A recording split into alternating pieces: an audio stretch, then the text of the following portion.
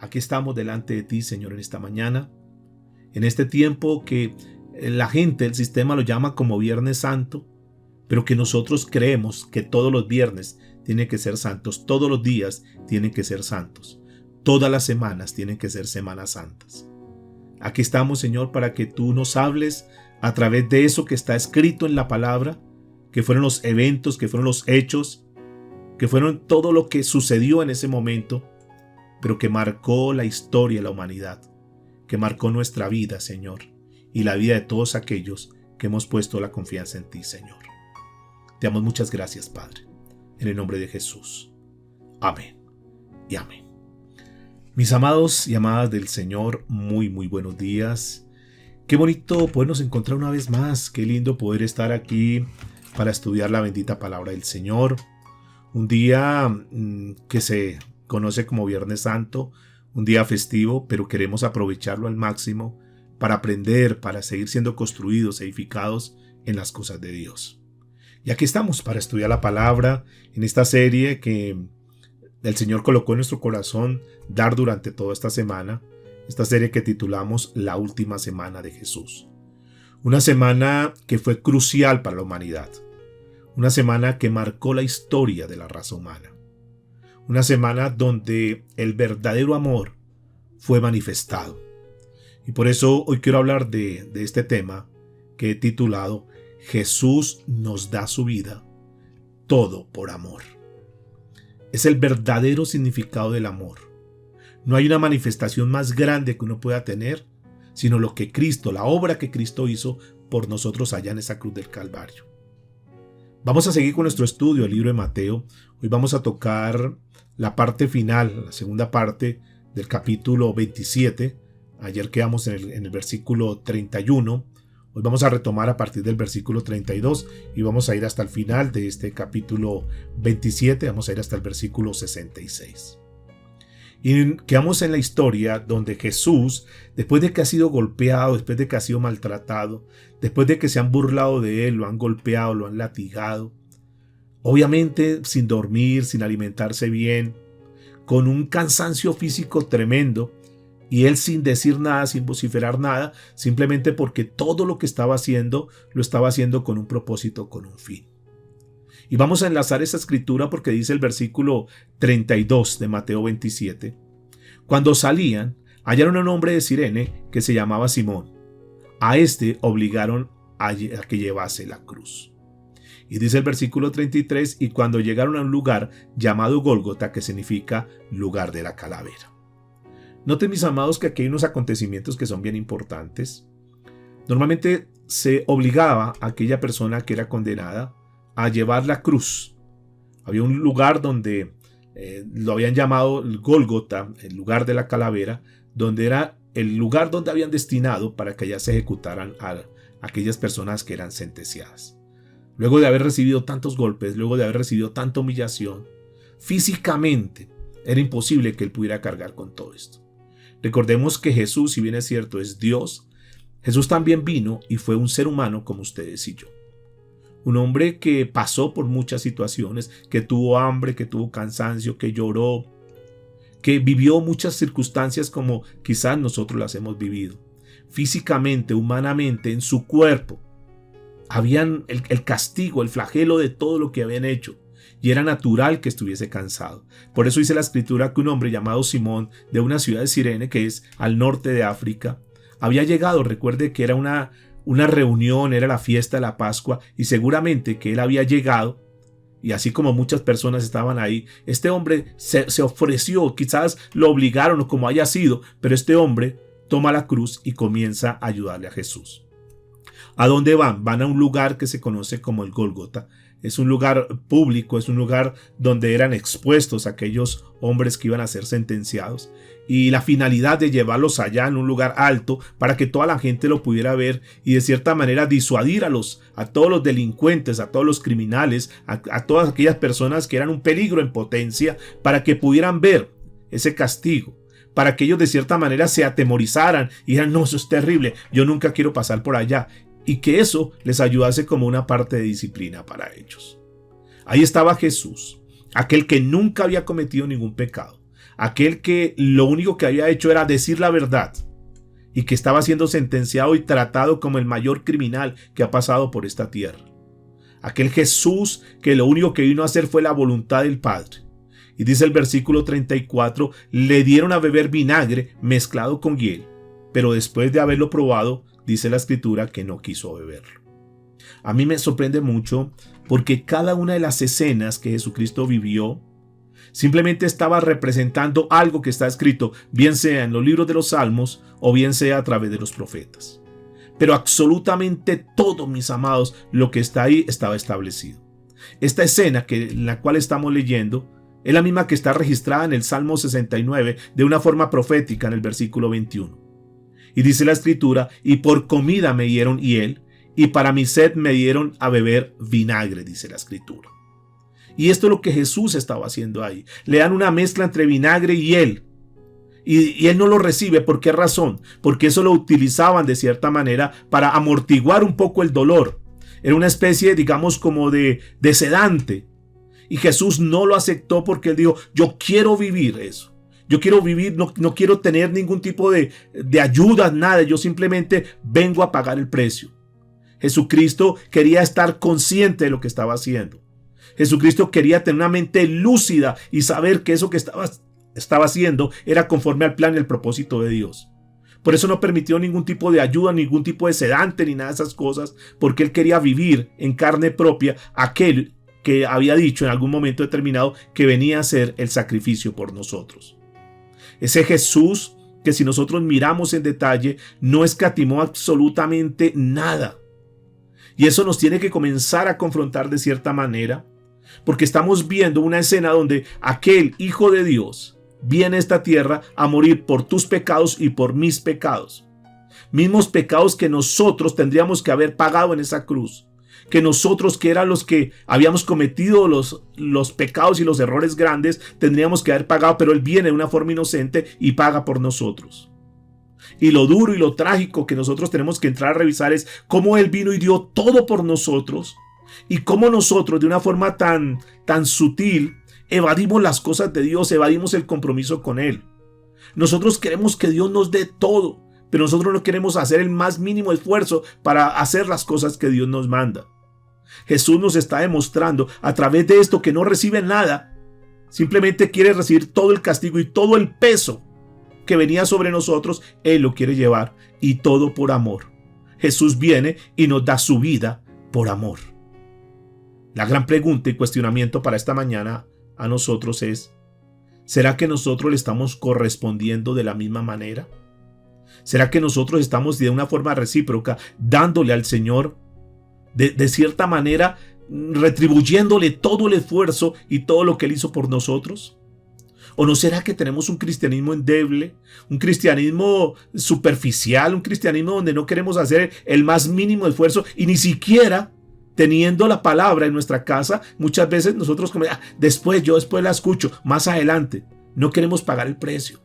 Y muchas veces nosotros desestimamos tanto las cosas de Dios que posiblemente, y espero que aquí no haya ninguno, que estamos ahí escuchando la palabra, pero estamos en otras cosas, en otros quehaceres. Porque no sacamos el tiempo de consagración, de respeto, de dedicación para decir, voy a escuchar la palabra de Dios. Uno recuerda de pronto en otras épocas donde un viernes como hoy la gente quería buscar de Dios, aún en medio de su religiosidad y sus tradiciones, pero era un día sagrado.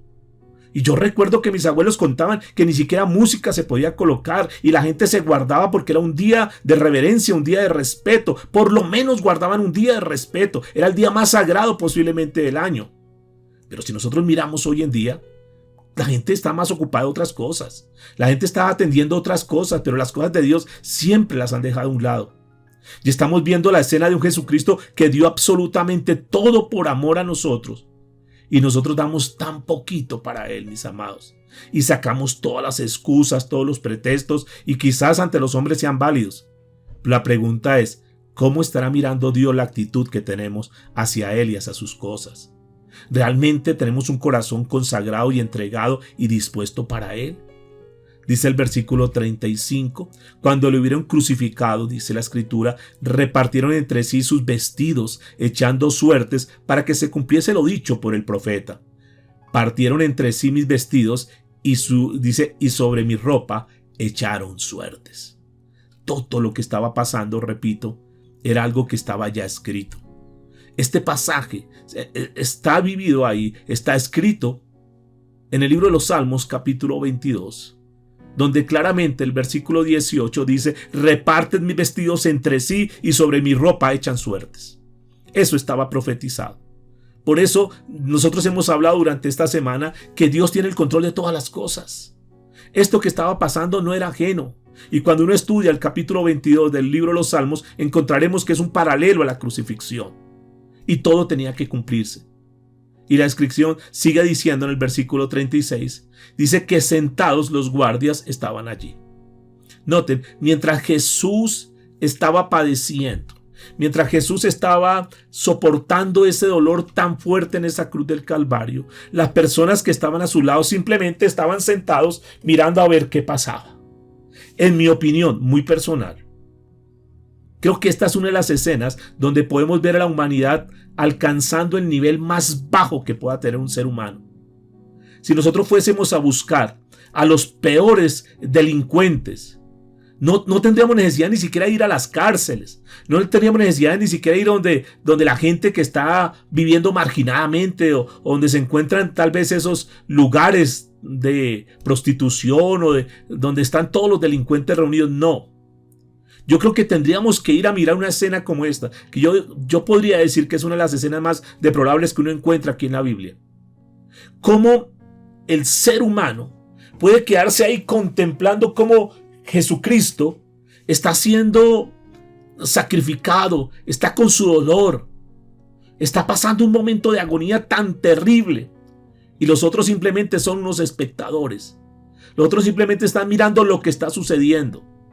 Los otros simplemente están diciendo, pobrecito, o algunos están burlando, otros están ahí jugando, noten. Es que es muy parecido, mis amados, a eso que se está viviendo hoy en día, donde la gente está más preocupada de sus placeres, de hacer las cosas que a ellos les agradan y las cosas de Dios como que, y muchos de pronto pecan de una forma deliberada y dicen, pobrecito Jesús. Y como que cuando pecamos es una manera como de decir, eso que tú hiciste, Señor, sí, pobrecito, pero yo quiero vivir mi vida, yo quiero disfrutar a mi manera. Así estaban ellos como unos espectadores. Casi que me atrevería a decir que uno de los que podían estar ahí es el mismo Saulo de Tarso, aún sin convertirse. Seguramente estaba ahí porque era uno de los perseguidores. Seguramente él pudo contemplar esa escena y por eso más adelante, cuando Pablo se convierte, en su primer carta que le escribe a su discípulo Timoteo, en el capítulo 1, versículo 15, dice, de los pecadores de los cuales yo soy el primero. Después seguramente que Dios le habla a su corazón. Después de que este hombre se convierte, dice, Dios mío, ¿yo cómo pude estar tan apartado de Dios? ¿Cómo pude ser yo un perseguidor tan acérrimo de Dios? ¿Cómo pude tener yo las cosas de Dios tan a un lado?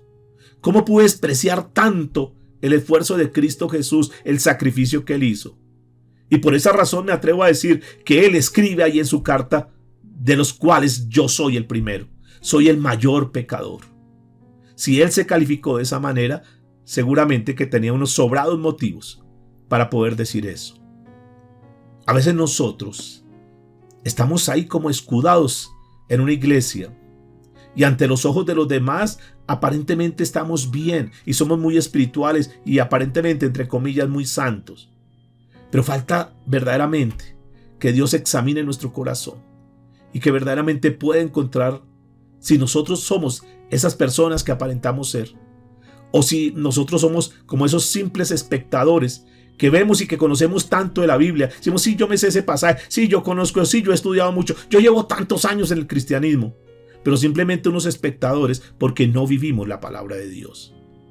Ahí estaban esos hombres, de una manera con un corazón endurecido contra las cosas de Dios y simplemente comentando y tal vez burlándose entre ellos, pero sin tener en cuenta las cosas de Dios. Dice el versículo 37 en adelante, y pusieron sobre su cabeza su causa escrita: este es Jesús, el Rey de los judíos. Verso 38 dice, entonces crucificando con él a dos ladrones, uno a la derecha y el otro a la izquierda.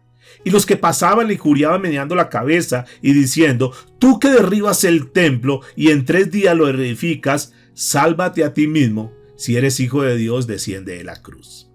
Noten que es una manera tan despectiva, realmente a veces como que no hay palabras para poder describir todo esto que hicieron con el Señor Jesucristo. Ellos se acostumbraban a los ladrones, a los malhechores que estaban, les colocaban ahí encima de su cruz un letrero, de tal manera que quedara notificado el delito por el cual estaban ahí, la causa por la cual sufrían. Y al Señor Jesucristo entonces le colocan también un letrero que dice: este es Jesús, el Rey de los judíos. Pero no lo hicieron de una forma asertiva, no lo hicieron de una forma que estaban convencidos de eso. Lo hicieron de una manera burlesca, como para que la gente dijese: mire, ese es el rey el que ustedes estaban proclamando, ese es el rey que ustedes estaban aquel domingo allá con sus palmas y lo demás, diciendo el rey de los judíos. Ahí está su rey. ¿Esa es la clase de rey que tienen ustedes? Lo hacían de una forma burlesca, repito, tratando de difamar, tratando de menospreciar, tratando como de poner en escarnio público al Señor Jesucristo, avergonzándolo de la mayor manera, y lo colocan al lado de dos ladrones, en el mismo tiempo, simultáneamente, como colocándolos a los tres a la par, como mostrándole a la gente el tipo de delincuente que estaba ahí con ellos. Y la gran pregunta es: ¿será que Jesús merecía eso? Y yo me atrevería a decir que obviamente no. Este Jesús está muriendo en medio de pecadores. Escúchenme por favor. Jesús muriendo en medio de pecadores para que en nuestra muerte nosotros seamos contados en medio de los santos, con los santos, entre los santos. Jesús pagando el precio por sí mismo ahí entre delincuentes para que nosotros no estemos en la fila de los delincuentes, para que nosotros hayamos sido perdonados de los pecados y en lugar de estar en la fila de los delincuentes, nosotros podamos estar siendo contados como santos. Jesús pagando el precio. Jesús en el lugar que nos correspondía a nosotros.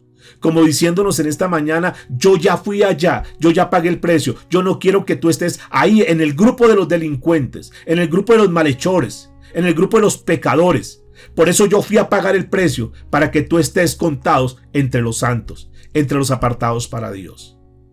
Ese es el Jesús que nosotros predicamos, el Jesús lleno de amor, el Jesús que viene a darnos su vida por amor a cada uno de nosotros.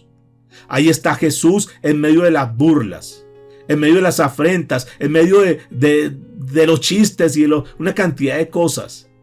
Ahí los principales sacerdotes, los que se decían que eran los más religiosos, los escribas, los que traducían la escritura. Ahí estaban los ancianos. Se suponen las personas de autoridad, las personas que conducen al pueblo para que se acerque a Dios. Ahí estaban los líderes religiosos, mofándose del Señor Jesucristo, diciéndole de forma burlesca: el Rey de Israel. Mucha gente tal vez lo seguía y se burlaban, pero Jesús necesitaba estar ahí, y tal vez lo estaban como tratando de increpar, diciéndole: bueno, Jesús, usted no dice que es el Rey, usted no dice que es el Hijo de Dios, pues sálvate ahí, bájate de esa cruz. Lo que ellos ignoraban es que eso tenía que suceder. Jesús tenía que estar en la cruz, porque si no hay cruz, no hay corona. Porque si Jesús no hubiese pasado por la cruz, nosotros tendríamos que haber pasado por esa cruz. Nosotros tendríamos que haber pasado por ese castigo. Jesús estaba ahí porque Él quería pagar ese precio alto por nosotros. Porque Jesús había dicho de hace mucho tiempo. Porque Jesús había dicho: yo soy ese sacrificio. Porque Juan el Bautista había dicho: he ahí el Cordero de Dios que quita el pecado del mundo. Porque estaba predicho ya. Había una predicción por parte de los profetas, por parte de los salmos. Eso estaba por suceder. La pregunta es: aquellos dudaron del Hijo de Dios. Aquellos se burlaron. No sabían lo que estaban diciendo. Y es tan grande el amor del Señor Jesucristo que en medio de esas burlas, en medio de ese escarnio, en medio de toda esa mofa, Jesús ni siquiera ahí está herido en su corazón, ni siquiera ahí está lleno de amargura o de resentimiento. Al contrario, dice: Señor, perdónalos porque no saben lo que hacen. Dice el versículo 41 en adelante: de esta manera también los principales sacerdotes Escarneciéndolo con los escribas y los fariseos y los ancianos decían: a otro salvó, a sí mismo no se puede salvar. Escuche lo que dice: si es el Rey de Israel, descienda ahora de la cruz y creeremos en él. Yo les aseguro que aún si Jesús hubiese bajado de la cruz, ni siquiera hubieran creído en él. Porque si hubo un pueblo que vio milagros, que vio la manifestación de Dios, fue ese pueblo. Jesús mismo con ellos viendo milagros, conociendo los milagros, y ni siquiera con los milagros, estas personas entregaron su vida a Cristo. Quiere decir que no son los milagros los que hacen que una persona se convierta. Tengamos mucho cuidado en eso, porque hay personas que dicen: si Dios hace esto, si Dios hace lo otro, ahí sí me consagro a Dios, ahí sí me entrego a Dios. Si Dios hace este milagro, ahí sí entrego mi vida a Él. No, mis amados. Hay muchas personas que han visto milagros, que han visto cosas tremendas en su vida. De hecho, nosotros somos un milagro de Dios. Porque si analizamos cuál es el mayor milagro, tendríamos que decir que el mayor milagro es la conversión de una persona. Y aún nosotros, viendo milagros, no tenemos una vida consagrada y entregada a Él. Ahí estaban esos sacerdotes diciendo una cantidad de cosas. Versículo 43 dice: confío en Dios, libre ahora si le quiere, porque ha dicho: soy hijo de Dios.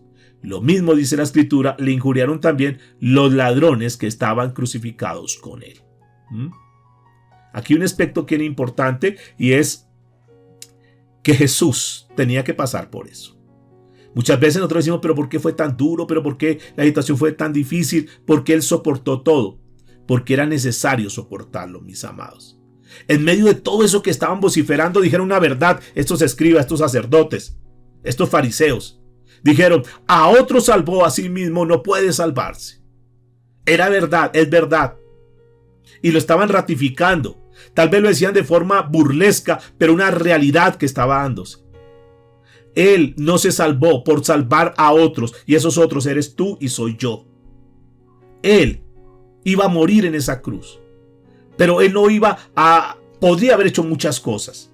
Podría en ese momento ser el momento más espectacular, y donde Dios hubiese hecho un milagro tremendo, donde hubiera dejado callado a todo mundo.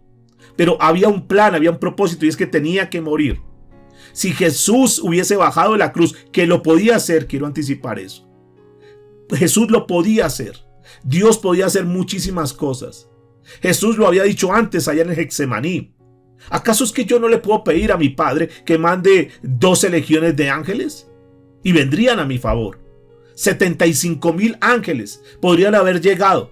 Si tan solo un ángel venció a Satanás, imagínense, 75,000 ángeles podrían haber hecho una cantidad de cosas tremendas ahí, pero no lo hizo, porque era necesario morir por ti y por mí. Si no, nosotros estaríamos en un problema muy serio.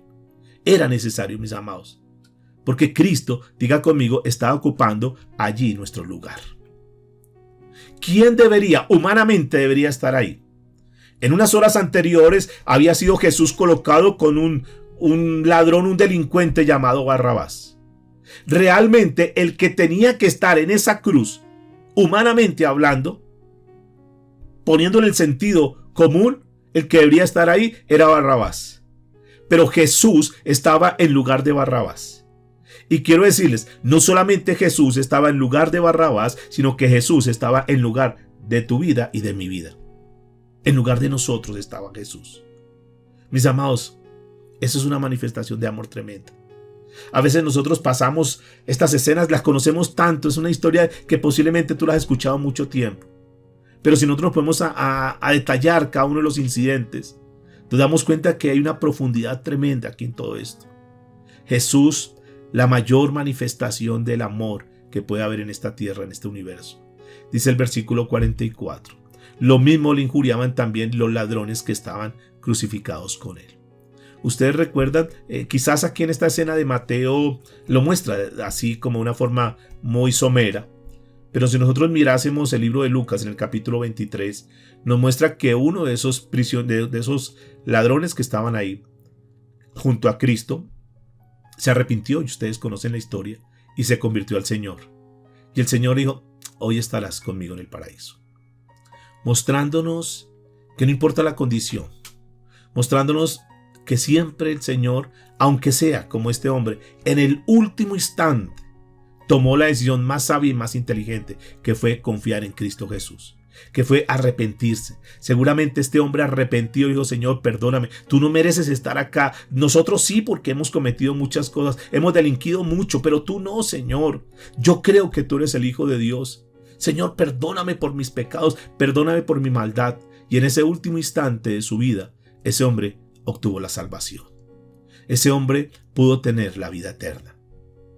Quizás haya alguien en esta mañana que ha pasado por muchos momentos difíciles y que tú sabes, al reflexionar sobre este tema, tú sabes que no estás bien delante de Dios. Tú sabes que tal vez has tenido una apariencia, pero sabes que en el interior de tu vida hay un maldito pecado oculto. Hoy es el día para que tú le digas: Señor, perdóname, no te quiero fallar más. Perdóname, Señor, tú que conoces tanto. Tú que conoces mi vida, tú que conoces mis pensamientos. Aún antes de que yo diga una palabra, tú sabes lo que yo voy a decir, Señor. Y que podamos en esta mañana reflexionar en este tema. Y que al salir de esta reunión, nosotros podamos salir con la convicción que verdaderamente tenemos que tener una vida entregada a Cristo Jesús. Dice el versículo 45 en adelante. Y desde la hora sexta hubo tinieblas sobre toda la tierra hasta la hora novena. Cerca de la hora novena, Jesús clamó a gran voz diciendo: Elí, Elí, lama sabactani. Esto es: Dios mío, ¿por qué me has desamparado? Algunos de los que estaban allí decían al oírlo: a Elías llama a este. Y al instante, corriendo uno de ellos, tomó una esponja y la empapó de vinagre y poniéndola en una caña le dio a beber. Pero los otros decían: deja, veamos si viene Elías a librarle. Mas Jesús, habiendo otra vez clamado a gran voz, dice la Escritura, entregó su espíritu. Durante 3 horas, mis amados, hubo una continua tiniebla, oscurecido completamente el cielo. Jesús estaba pasando el momento más difícil de su vida, el momento más grande de agonía, que ninguno de nosotros seguramente podríamos soportar. Ahí estaba Jesús, pasando literalmente en esta tierra por ese infierno, para que tú y yo no pasásemos por ese infierno. Ahí estaba Jesús, donde no sabemos qué sucedió en lo físico, en lo humano, pero sabemos seguramente que en lo espiritual, Jesús estaba en una guerra tremenda contra las potestades. Había una lucha tremenda, un sufrimiento terrible estaba pasando Jesús. Jesús librando la batalla por nosotros. Jesús viviendo ese infierno para que tú y yo no pasemos por ese infierno. Para que tú y yo podamos confiar en esa obra expiatoria de Jesús. Para que nosotros podamos verdaderamente poner la confianza y creer y enamorarnos de una vez por todas del Señor Jesucristo y decir: Señor, yo creo lo que tú hiciste por mí. Que dejemos a un lado tanta teoría, tanta religiosidad, tanto misticismo, tantos dogmas, tantas imposiciones humanas. Y que verdaderamente nosotros podamos abrir nuestro corazón y decirle: Señor, estoy entendiendo el significado. Está teniendo sentido, Señor, todo esto. Señor, perdóname porque tengo tan en poco las cosas tuyas. Perdóname por mi falta de compromiso, por mi falta de amor por ti, Señor. Perdóname porque muchas veces yo digo que tú eres el primer lugar en mi vida, pero ciertamente tú no lo eres, Señor. Tengo otras cosas que son más importantes. Tengo otras prioridades en mi vida. Tú no eres mi prioridad. Perdóname, Señor. Jesús batallando, Jesús viviendo ese momento tan difícil. Un infierno para que de modo que ni tú ni yo tengamos que pasar por ese infierno. El infierno no fue hecho para los hombres. El infierno fue hecho para Satanás y todas sus huestes. Jesús nunca, dentro del plan de Dios, nunca será enviar a las personas al infierno. Pero tristemente las personas toman esa decisión por causa de su pecado. No pueden culpar a Dios diciendo: es que Dios mandó a fulano de tal infierno. No, es cada quien por causa de su pecado. Nosotros voluntariamente podemos tomar esa decisión y decir: Señor, yo quiero desprenderme de todo pecado, de toda maldad. Ya tú pasaste por el infierno, yo no quiero pasar por el infierno. Yo confío en tu obra, Señor. Y quiero decirles, mis amados, con todo el corazón, que si nosotros no confiamos en Cristo Jesús, que Cristo pasó y pagó ese precio tan alto por nosotros, si nosotros no ponemos nuestra confianza en Cristo Jesús, entonces seremos nosotros los que tenemos que pagar ese precio. Pero cuando nosotros depositamos toda nuestra confianza, entonces somos justificados delante del Padre. Y cuando el Señor nos ve, es como personas que nunca hubiésemos cometido ningún pecado. Porque el sufrimiento, porque la sangre, porque todo el martirio, porque todo el precio que teníamos que pagar nosotros, ya una persona llamado Cristo Jesús pagó por nosotros. Y una deuda se paga una sola vez. Y Jesús estaba pagando nuestra deuda. Pero si alguien no quiere aceptar a Jesús, si alguien no quiere tener a Jesús como el Señor de su vida, como el Salvador de su vida, y puede seguir en esta vida, tranquilo, puede seguir. Pero esa deuda hay que pagarla. Y si tú no aceptas que Jesús sea el que pague esa deuda, triste e infortunadamente serás tú quien tienes que pagar esa deuda.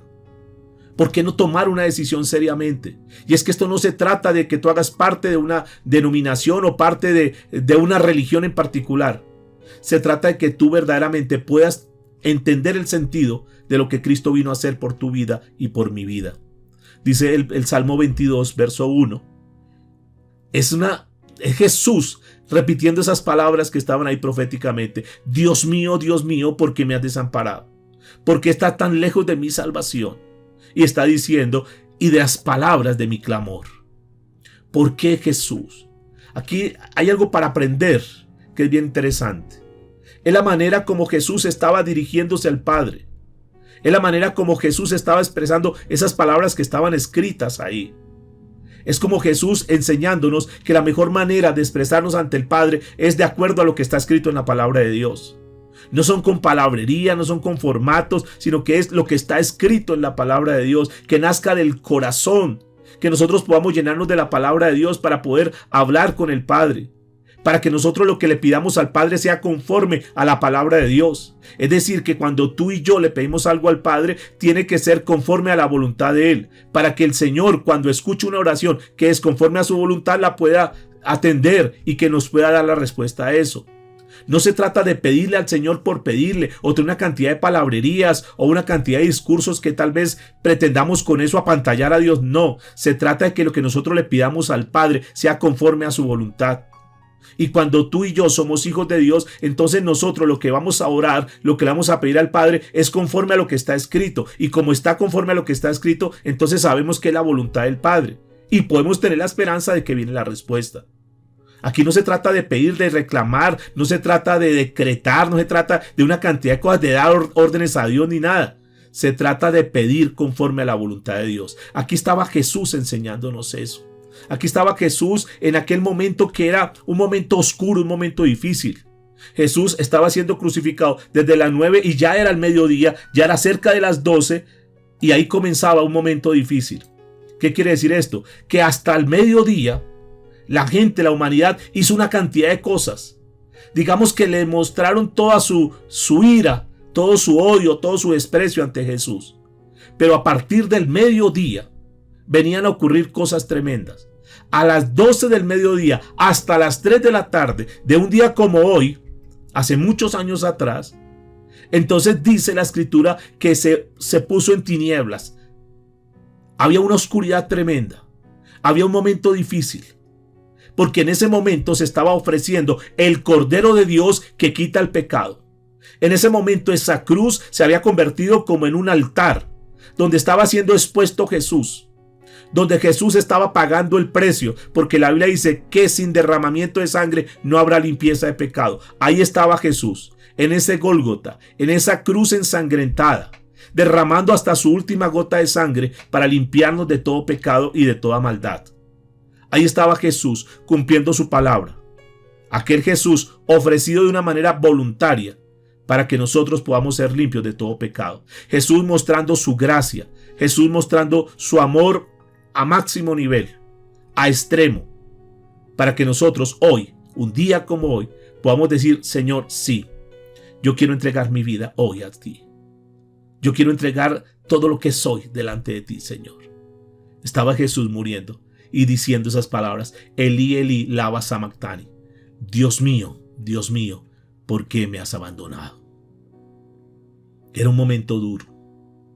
Tal vez era el momento que más, entre comillas, temía Jesús. Esos días anteriores había estado en el huerto de Getsemaní, donde la Biblia nos muestra que Jesús estaba clamando al Padre y que era tanto su momento de agonía, de angustia, que sus gotas vertían de su sudor gotas de sangre. Tal vez estaba viviendo ya ese momento, esa angustia que tenía humanamente, físicamente. Y era el momento en que el Padre no iba a estar con él. A él no le angustiaba la cruz. A él no le angustiaban los golpes, los latigazos. A eso Dios no le tenía miedo. Jesús no le tenía miedo a eso. Él no tenía miedo tener que enfrentar todo lo que tenía que enfrentar. Pero lo que sí, por un momento de la historia, iba a ser difícil, era que el Padre no estuviera con él en ese momento. Dios mío, ¿por qué me has abandonado? Escúchenme, mis amados. Jesús en ese momento estaba cargando con nuestro pecado. El pecado estaba siendo colocado sobre Jesús. Y Dios tuvo que apartarse. Y aquí una enseñanza profunda y tremenda. ¿Por qué se apartó momentáneamente Dios de Jesús? Porque Jesús en ese momento estaba cargando el pecado y Dios no tiene ninguna relación con el pecado. Ninguna relación. ¿Cómo poder pretender que Dios tenga relación con algún ser humano cuando esa persona vive en pecado? Si ni siquiera pudo contemplar a su hijo. Tuvo que voltear la espalda por un momento, porque su hijo en ese momento estaba cargando con nuestro pecado. No porque él hubiese cometido pecado, sino porque él voluntariamente estaba cargando con el pecado, cargando con nuestra deuda. Y el Señor simplemente volteó por un momento la espalda a su hijo. A veces pretendemos nosotros que Dios como que se complazca con el pecado. Y entonces decimos frases como que Diosito me entiende. Señor, tú sabes que, pero tú me entiendes. Estoy viviendo en fornicación, pero tú me entiendes, Señor. Es que me toca. Me emborraché, pero tú me entiendes, Señor. Es que me presionaron. Es que pero Dios, por favor, ayúdame. Viviendo mal delante de Dios. Viviendo en pecado delante de Dios. Y esperando que Dios entonces se complazca con eso y que diga, no se preocupe, está tranquilo, todo lo hace. No, Dios no es así. Porque Dios es santo. Y la palabra santo es que es apartado de todo pecado. En ese momento histórico, el único momento histórico, porque Jesús vino a morir una sola vez. En ese momento Jesús estaba convertido en esa persona que estaba cargando con el pecado. Y Dios mira el pecado de lejos. Reflexión para nosotros, enseñanza para nosotros.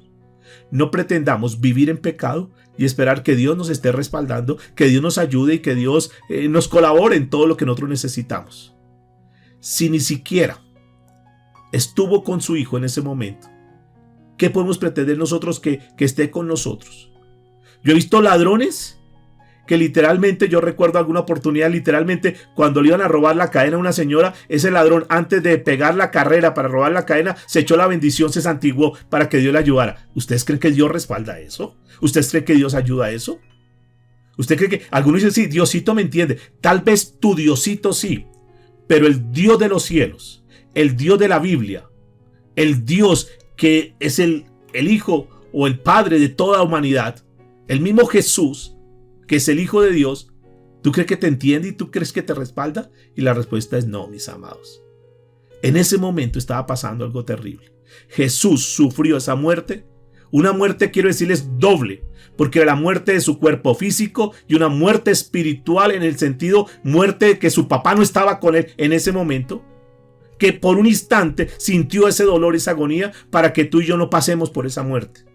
Para que tú y yo estemos conectados, para que tú y yo no estemos separados eternamente de Dios. Él vivió eso, Él sintió eso y sabe lo duro y lo trágico que es. Pero Él lo cargó en sí para que tú y yo no pasemos por eso, mis amados. El anhelo de Dios a través de su Hijo Jesús es que nunca estaremos separados de Él. Jesús vivió eso para que tú y yo no vivamos eso. Porque sabe que es lo más trágico que una persona puede tener. Una persona que muera separada de Dios. Una persona que muera sin tener a Cristo como el Señor y Salvador de su vida. Y aunque haya conquistado muchísimo en esta tierra, aunque haya ganado muchísimo en esta tierra, pero si esa persona muere separada de Dios, es fatal. Su condenación es eterna. Él pasó ese momento para que tú y yo no pasemos. Pero quiero decirles, fue algo transitorio, fue algo momentáneo. Fue una desconexión aparentemente, pero quiero decirles, Dios siempre estuvo con Jesús. Fue lo que él sintió en ese momento. Fue como que lo que él estaba viviendo en su parte física, en su alma. Pero realmente nosotros sabemos que Dios siempre estuvo con él. Ahí con su dolor, su corazón desgarrado, viendo a su hijo cómo estaba siendo lastimado, cómo habían vuelto a su hijo, cómo esa humanidad había convertido a su hijo, viendo el desprecio tan grande hacia su hijo. Dios con su corazón desgarrado, pero siempre estando con él. Y estos simplemente atinaban a decir, está llamando a Elías. Ni siquiera sabían lo que estaba diciendo Jesús, porque tenían sus conceptos religiosos, porque se acordaron que un día Elías había partido y que un día iba a regresar, y se acordaron seguramente las palabras que están en Malaquías capítulo 4 verso 5. He aquí yo envío al profeta Elías antes que venga el día de Jehová grande y terrible. Entonces está llamando a Elías, está invocando a Elías, eso que está escrito ahí por parte de los profetas. No tienen ni idea de lo que estaba pasando. Pero sigue diciendo el versículo 50, mas Jesús, habiendo otra vez clamado a gran voz, y quiero dejar aquí este precedente, que dice la escritura, a gran voz, entregó su espíritu. Noten, mis amados, que finalmente Jesús murió momentáneamente, físicamente su cuerpo colapsó, y dice la escritura que Él entregó su espíritu. Seguramente muchos hemos observado cuando una persona está a punto de fallecer y está en sus momentos, digamos, de agonía, una persona que está moribunda, y ese estertor de lo que le cuesta respirar, ese jadeo que tiene en ese momento determinado, decimos, como que si estuviese luchando por conservar su vida, ya no puede, y es una lucha terrible que tiene ahí aquella persona que está muriendo. Quiero decirles que Jesús no pasó eso. Jesús terminó con todo su vigor. Dice que exhaló su espíritu voluntariamente. Jesús dice que a gran voz. Es decir, Él en ese momento que estaba pasando, en ese momento difícil que estaba pasando, Él era muy consciente de lo que estaba haciendo. Y Jesús, dice la escritura, tuvo todas las fuerzas. ¿Fuerzas para qué? Para desafiar las potestades. ¿Fuerzas para qué? Para esa potestad de la muerte, poderla vencer. Claro, su cuerpo colapsó, sí, pero Él tenía el poder, Él tenía todo, el Espíritu Santo que moraba en Él, que Él era el mismo Dios, ahí con Él, clamando a gran voz. En los próximos minutos estaba ya el Señor descendiendo para quitarle toda autoridad a Satanás, para mostrarle a Satanás que él no había vencido. Y cuando Satanás y todos los demonios y toda la gente se estaba burlando y lo demás, cuando ellos creían que era la mayor victoria, lo que no sabía Satanás y todo su séquito es que era su mayor derrota. Cuando Satanás pensó que la mejor manera para poder sacar del escenario a Jesús era llevándolo a la cruz y que muriera, no estaba dando cuenta que ahí él estaba sentenciándose eternamente. Es Jesús con todo su vigor, con toda su fuerza, clamando, dice la escritura, a gran voz, con toda la autoridad, no como aquel vencido y fracasado que nos lo muestra la religión o como nosotros creemos, con toda la autoridad. Y no es que le hubieran quitado la vida, sino que dice la escritura que entregó su espíritu de una manera voluntaria. El Hijo de Dios, allá en la cruz, Él murió por la violencia de su dolor, por la infamia que cometieron contra Él. Su cuerpo literalmente, físicamente colapsó. Luego vamos a mirar estos días cómo Dios le da un nuevo cuerpo, un cuerpo glorificado, un cuerpo con autoridad. Ahora, sí fue cierto que Cristo murió, porque era necesario que Él muriera. Si no hubiese sido necesario que Él muriera, Cristo no hubiese muerto. Cristo murió porque Él tenía que pasar por eso. Esa ofrenda voluntaria por el pecado tenía que ser expuesta, tenía que ser entregada. Y Él estaba pagando ese precio. Hay algunos incidentes que uno ve aquí relacionados con la muerte de Jesús. Aquí en el versículo 51, unas cosas que sucedieron en el momento que Él exhala, en el momento que Él muere, en el momento que Él entrega su espíritu. En ese mismo instante ocurren cosas tremendas que quedaron registrados aquí. No los detalles, pero sí hay cosas que están aquí que podríamos nosotros pedirle a Dios que nos ayudase a entender todo esto que pasó. Dice el versículo 51, por lo menos sucedieron 3 o 4 cosas importantes acá.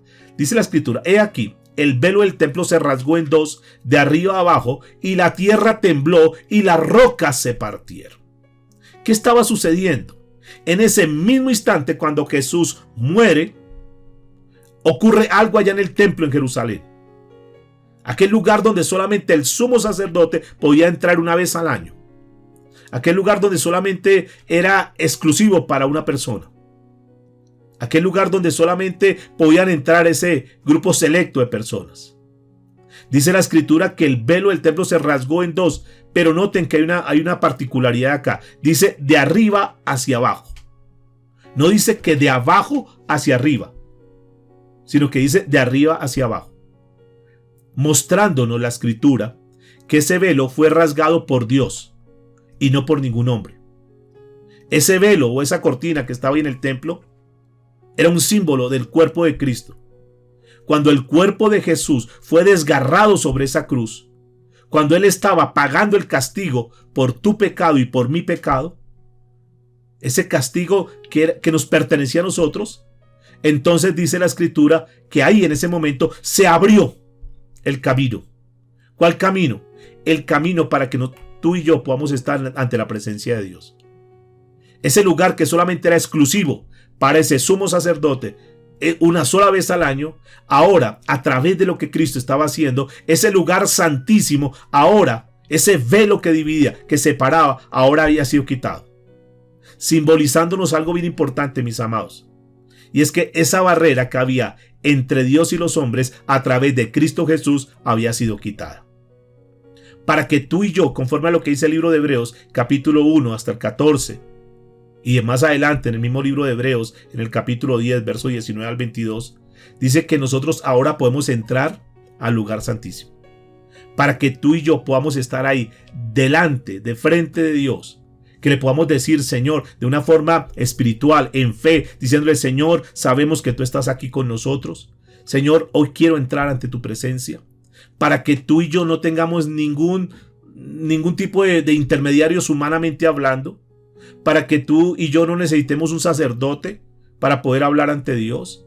Para que tú y yo no necesitemos un predicador para que a través de él entonces nosotros podamos estar ante la presencia de Dios. No, mis amados. Para que cualquier persona que ha puesto su confianza en Cristo Jesús, aquella persona que ha entregado su vida a Cristo Jesús, a partir de ahí él o ella puedan tener una conexión directa con el Padre. Y que tú puedas hablar directamente con el Padre, que yo pueda hablar directamente con el Padre, sin necesidad de ninguna intermediación. El apóstol Pablo escribió en su primera carta a Timoteo, capítulo 2, versículo 5, dijo, porque hay un solo Dios y un solo mediador entre Dios y los hombres, que es Jesucristo hombre. Él es el único mediador. Él es el puente de conexión para con nuestro Padre. Y lo más lindo es saber que a través de lo que Cristo hizo en aquel día, hace más de 2000 años, nos permitió tener acceso, entrar directamente al lugar santo, poder estar ante la presencia de Dios, entrar al lugar santísimo y poder decir, Señor, aquí estoy delante de ti. ¿Cada cuánto? Ya no una vez al año, sino todos los días si queremos. Todas las horas que queramos, todo el tiempo que queramos. Son de las bendiciones grandes que nosotros tenemos cuando estamos en Cristo Jesús. El hecho y el privilegio de poder estar ahí, eso lo hizo Cristo Jesús. Pero sigue diciendo el versículo 52 y versículo 53. Dice, y se abrieron los sepulcros, y muchos cuerpos de santos que habían dormido se levantaron y salieron de los sepulcros después de la resurrección de él, vinieron a la santa ciudad y aparecieron a muchos. Noten que este es un suceso hermoso.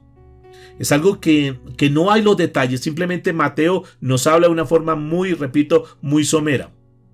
Pero cuando nosotros miramos el libro de Efesios capítulo 4, verso 8 al 10, nos muestra algo bien interesante, y es que el Señor Jesucristo, aquellos santos, aquellos que murieron confiando en Dios, ese día dice la escritura, que se abrieron las tumbas y que esos cuerpos salieron. No hay, repito, detalles. Y uno, pero ¿cómo fue eso? ¿Y quiénes fueron? Y no lo muestra la escritura y no querramos ir más allá de lo que muestra la escritura. Simplemente nosotros tenemos que creer y confiar que eso sucedió y que aquello que pasó allá, ese terremoto y todo lo que se estaba dando ahí, era una evidencia que el poder de Dios estaba siendo desatado. Y todos los espectadores, todos los que estaban ahí, entonces se dieron cuenta de eso. Primero notaron una oscuridad. ¿Y esto qué pasó? No era normal que un día como hoy, a una hora muy cercana a esta, del mediodía, entonces todo quedara oscuro. No era normal y toda la gente que estaba ahí lo pudo ver.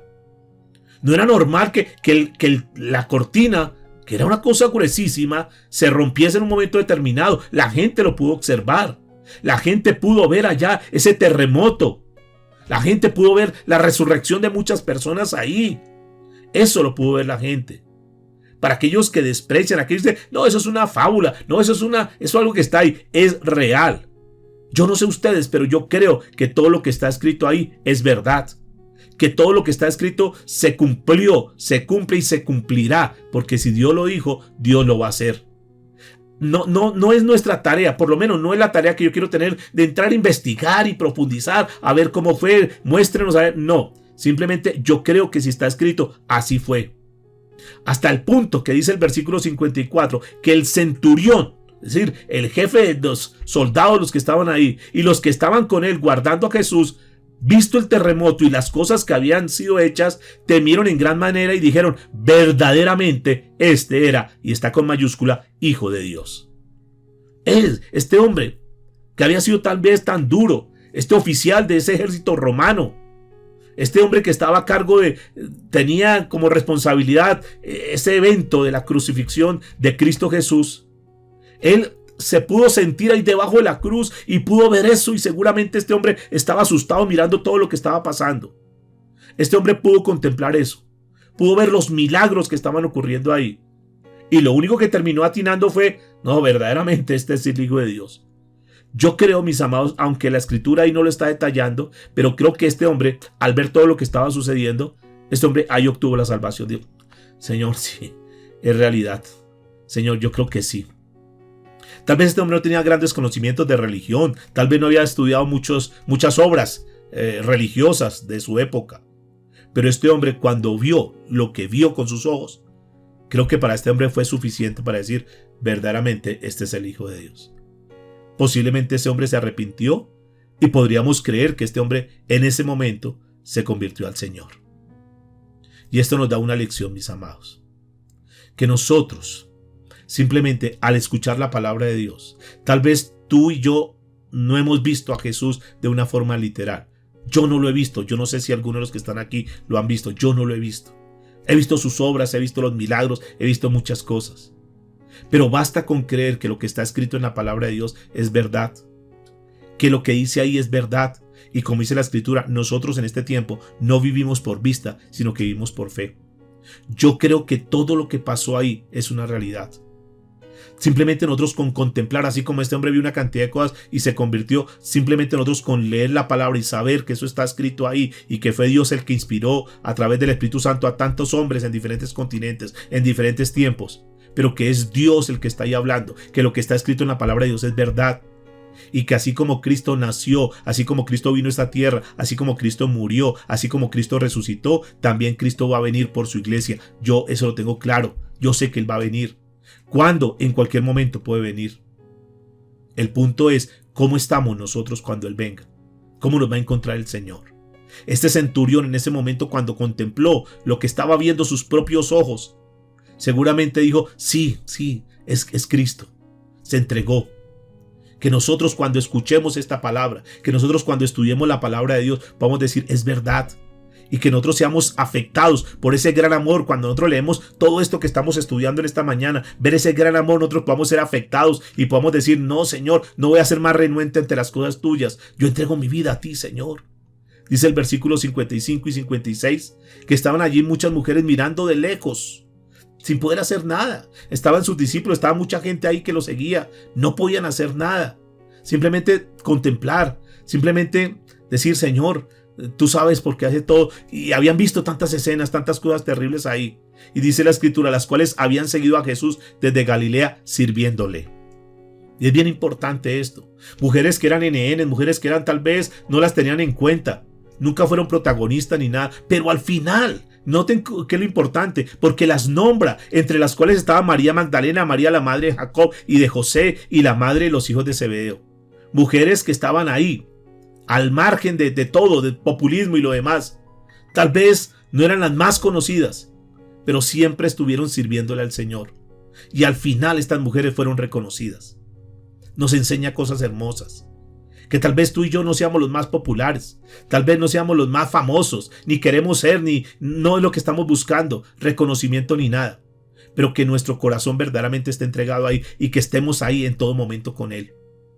Dios sabe. Y estas mujeres los vamos a mirar estos días. Estas mujeres que eran ahí aparentemente desconocidas, terminaron colocadas aquí registradas como mujeres que Dios les dio el privilegio de darles ese lugar de importancia.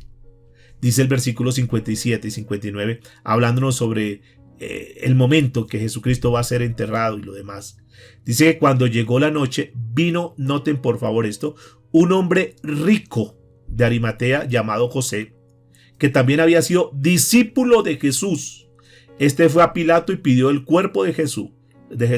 Entonces Pilato mandó que se le diese el cuerpo. Y tomando José el cuerpo, lo envolvió en una sábana limpia. Hasta aquí no sabíamos, por lo menos yo no sabía, que este José de Arimatea era un discípulo. Nunca lo había mostrado la Biblia. Nunca nos había dicho, o sea, dentro de los discípulos que nosotros conocimos o que nosotros sabemos, no existía este. Pero aquí nos muestra este incidente. Y es algo bien interesante, mis amados, porque lo que nos está mostrando aquí la Escritura es que en ese momento sus discípulos principales, los que estaban con él, los que lo acompañaron en los milagros, en ese momento estaban escabullidos, no estaban. Y comienzan a tomar relevancia algunos que tal vez estaban en lo secreto, pero que al ver lo que estaba pasando no les importó. Yo quiero decirles que este José de Arimatea era una persona importante. Esta persona hacía parte, según lo que nos muestra la Escritura en el libro de Marcos capítulo 15, versículo 14, este era un dirigente religioso, hacía parte del Sanedrín. Y tal vez vio muchísimas cosas, estando con los religiosos de su época, vio muchísimas cosas, pero no dijo nada. En este momento, él dijo, no me importa lo que me digan. Y va ahí enfrente y dice, por favor Pilato, yo necesito que me entreguen el cuerpo de Jesús, yo quiero enterrarlo. Yo voy a pagar con mis propios recursos esto. No se preocupe. Y también se muestra de otro religioso de su época que se llama Nicodemo, que nos muestra en el libro de Juan, capítulo 19, versos 39 y 40. Ahí está Nicodemo. ¿Usted recuerda a Nicodemo quién era? Era ese sacerdote que decía, no, Jesús es diferente. Y un día de noche va a buscar a Jesús y dice, Señor Jesús, ¿cómo hago yo para nacer de nuevo? Y es aquel sacerdote que Jesús le dice, si tú quieres nacer de nuevo, es necesario que nazcas de nuevo. Si tú quieres ver la gloria de Dios, es necesario que nazcas de nuevo. Pero ¿cómo puedo nacer de nuevo? ¿Acaso tengo que entrar al vientre de mi madre y volver a nacer? Y Jesús le dice, no. Este es un nacimiento espiritual. Esas personas que estaban ahí, que estaban siendo parte de la religión tradicional, pero que conocían a Cristo Jesús. Y esto nos da a entender muchas cosas, mis amados. Que cuando Jesús venga por su iglesia, eso es un día de muchas sorpresas. Porque van a haber personas que son NNs, personas que nadie las conoce, que no son las más populares, pero que tienen un corazón entregado a Cristo. Y ese día van a ser exaltadas. Ese día el Señor va a llevar a su iglesia. Pero también van a haber sorpresas de personas que aparentemente eran los más espirituales, los más consagrados, los que más buscaban de Dios, pero que Dios dice, apartados de mí, hacedores de maldad, yo nunca los conocí. Aquí no se trata de ser famoso, tener ministerio o ser reconocidos. Se trata de tener un corazón dispuesto, un corazón que el Señor conoce, un corazón que le dice, Señor, tú sabes quién soy yo quiero entregar mi vida a ti, Señor. Recuerde que lo que nosotros hacemos en secreto, Dios lo recompensará en público. No se trata de ser afamados, se trata de que nosotros verdaderamente vivamos como Dios manda. Tarde que temprano, así como están aquí mencionando este Nicodemo, ese José de Arimatea y estas mujeres, que no eran tan importantes, que si uno mira toda la carrera del ministerio del Señor Jesucristo, tal vez nunca escucharon ahí como discípulos, como que estaban ahí al pie de Jesús. No, pero ellos tenían un corazón entregado. Eran NNs, pero aquel día se identificaron. Y este hombre José de Arimatea no tiene ningún problema para estar frente a Pilato y decir, por favor, entrégueme en el cuerpo.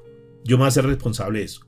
Ellos tenían otros planes. Seguramente querían que Jesús fuera enterrado con los otros ladrones allá y que fuera colocado allá entre los pecadores y lo demás.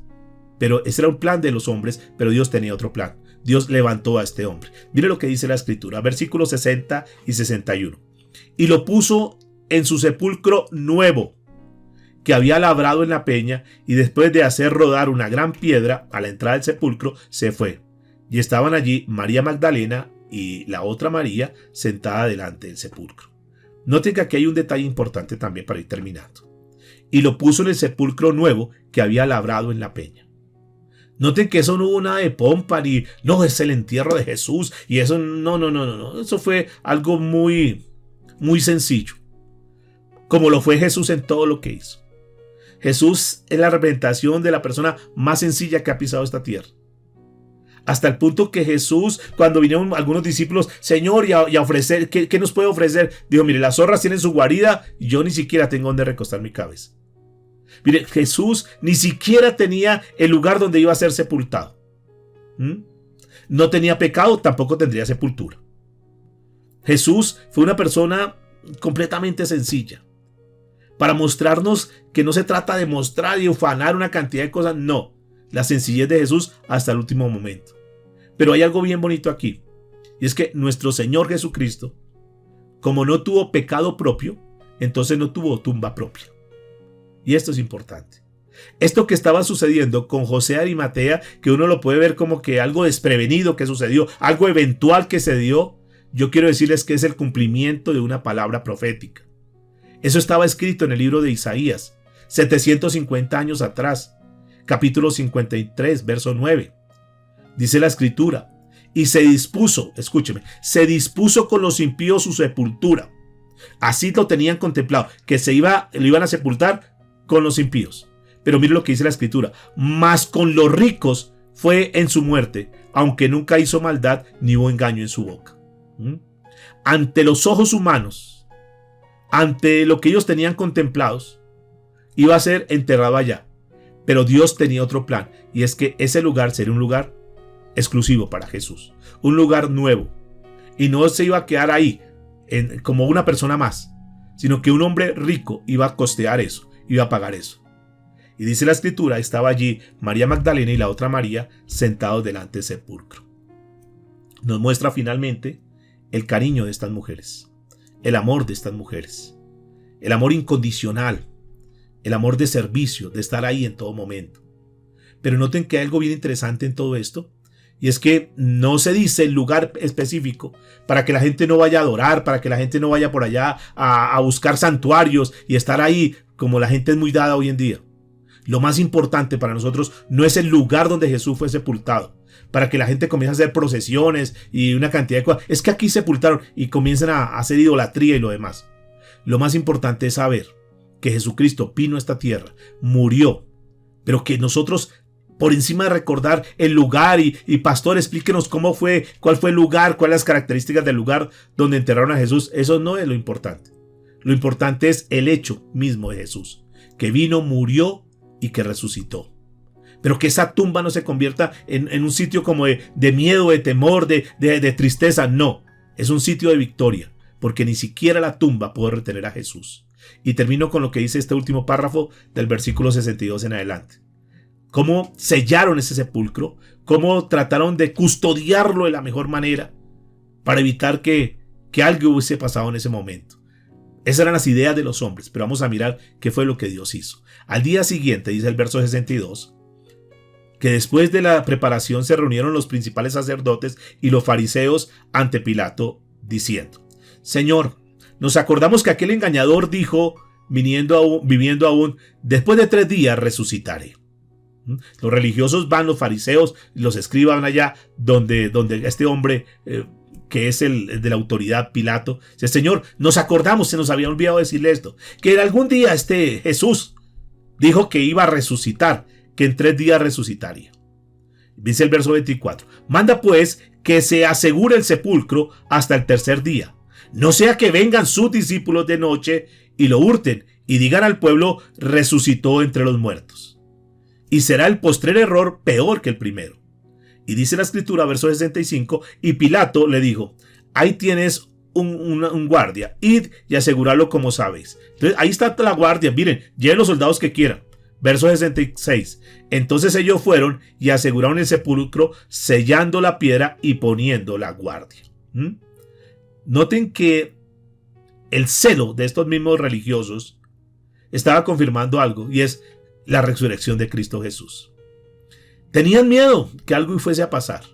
Yo creo que ellos en el fondo, después de que han visto tantas cosas, no, esto algo va a pasar acá. Más bien como que asegurémonos de eso, y más bien como que hagamos todo el esfuerzo posible para que no suceda nada. Y fue lo peor, porque si hubiesen dejado el sepulcro solo allá, pues bueno, Jesús resucitó y no, o se lo llevaron y no. Ahí estaban colocando los guardias, las piedras, estaban amarrando, estaban pegando todo, están haciendo una cantidad de cosas. Todo esto para que la resurrección de Cristo fuera para la gloria de Dios. Para que no se quedase ningún argumento suelto. Para que no quedase nada como que, ¿será que pasó esto? ¿Pasó lo otro? No. El verso 66 dice, ellos fueron y aseguraron el sepulcro, sellando la piedra y poniendo la guardia. Los fariseos estaban temerosos. Y esto me llama la atención porque estos hombres habían escuchado que Jesús iba a resucitar. Posiblemente los discípulos, cuando recibieron esta información de Jesús algunos días anteriores, habían divulgado eso y se había regado la información. Ahora estaban ellos asustados, estaban amedrentados. ¿Qué vamos a hacer? Recuerde que era una tumba que estaba en una piedra y que solamente había una entrada. Vamos a asegurarnos bien esto. Vamos a organizar todo de tal manera que no se vaya a dar ninguno de esos fenómenos. El próximo domingo vamos a ver ese evento tan importante que fue la resurrección. Porque la resurrección lo cambia todo, mis amados. Ese va a ser el título que vamos a tocar el próximo domingo. Pero quiero terminar citando lo que dice la Escritura a través del apóstol Pablo en 1 Corintios capítulo 3, verso 19. Porque estos hombres maquinaron todo. Estos hombres planearon todo. Estos hombres dijeron, no vamos a dar riesgo absolutamente de nada. Pero dice la Escritura, pues la sabiduría de este mundo es necesidad para Dios, como dicen las Escrituras. Él atrapa al sabio en la trampa de su propia astucia. Vamos a hacer todo lo posible. Pero escúcheme, con esto quiero terminar. No importa lo que hubiesen maquinado. No importa lo que los fariseos hubiesen tramado. No importa que le hubieran colocado una roca para tapar la salida de la sepultura. Quiero decirles que ni la roca, ni todo el ejército romano que hubiese estado ahí, ni absolutamente todos los guardias que hubieran querido colocar, absolutamente nada podía impedir que el Hijo de Dios resucitara. Para enseñarnos algo tremendo. Y es que por más que maquinen, por más que se quieran levantar, por más que quieran poner en tela de juicio las cosas de Dios, todo, absolutamente todo lo que está escrito se va a cumplir. Y se puede levantar muchísima gente en contra tuya, en contra mía. Pero tenlo por seguro que cuando Dios tiene un propósito, cuando Dios tiene un plan, cuando Dios tiene algo para hacer, se va a hacer. Sí o sí. Dios tenía determinado que Jesús iba a resucitar el tercer día, como efectivamente así se dio. Por más que hubieran querido colocar todos los guardias, todo el ejército romano si hubiesen querido, Jesús iba a resucitar. Esto, mis amados, nos tiene que dar muchísima confianza de saber que nosotros tenemos un Dios todopoderoso y que cuando nosotros nos la jugamos toda con Él, cuando le creemos completamente a lo que está escrito en la palabra de Dios, el cielo y la tierra pasará, pero que su palabra nunca, nunca pasará. Y que el mismo Dios de ayer es el mismo Dios de hoy y que es el mismo Dios por los siglos de los siglos. Por lo tanto, terminamos diciendo en este día que tenemos un Dios que es soberano, un Dios que es poderoso, un Dios que tiene el control absoluto de todas las cosas, un Dios que absolutamente nada lo coge desprevenido. Es un Dios que sabe lo que pasa en tu vida hoy y lo que va a pasar mañana, así como supo lo que pasó ayer en tu vida. Por lo tanto, estemos confiados en Él.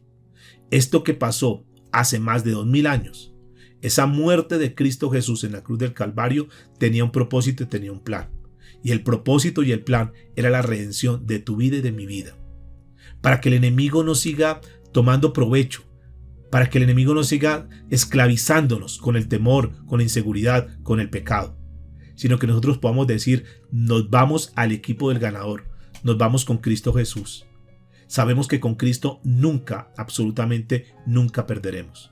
Ni siquiera la misma muerte lo pudo detener.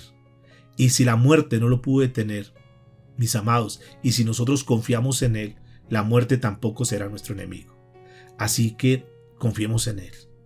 Pongamos toda nuestra confianza, pongamos nuestra fe, nuestra esperanza en Él, porque nunca quedaremos defraudados. Juégatela toda con Él. Juguémonosla toda con Él. Y sabemos que al final Dios nos dará la victoria. Inclina tu rostro, por favor. Vamos a orar al Señor. Digámosle, Señor, gracias por este tiempo. Gracias por mostrarnos, Señor, estos sucesos que se dieron hace más de 2000 años, pero que tienen tanto valor, Señor, que tienen tanta fuerza, que tienen tanto poder, Dios. Que tú eres el Dios que hace cosas sobrenaturales, cosas imposibles. Confiamos en ti, Señor, confiamos en tu palabra y sabemos que todo esto que hemos estudiado hoy es real y que así como tú moriste, Señor, en esa cruz y hoy queda la escena ahí, Cristo en un sepulcro, veremos, Señor, que tú no te quedaste ahí, porque al tercer día, así como tú lo hablaste, así como lo anunciaste, al tercer día ibas a resucitar. Y eso lo estudiaremos, Señor, en la próxima reunión, donde veremos que esa resurrección cambia absolutamente todo. Creemos en un Dios que no quedó en la tumba, que no están los restos de Jesús en la tumba, porque si fuésemos a la tumba simplemente encontraríamos una tumba vacía, porque Jesucristo resucitó. Muchas gracias te damos, Señor, en Cristo Jesús. Amén y amén.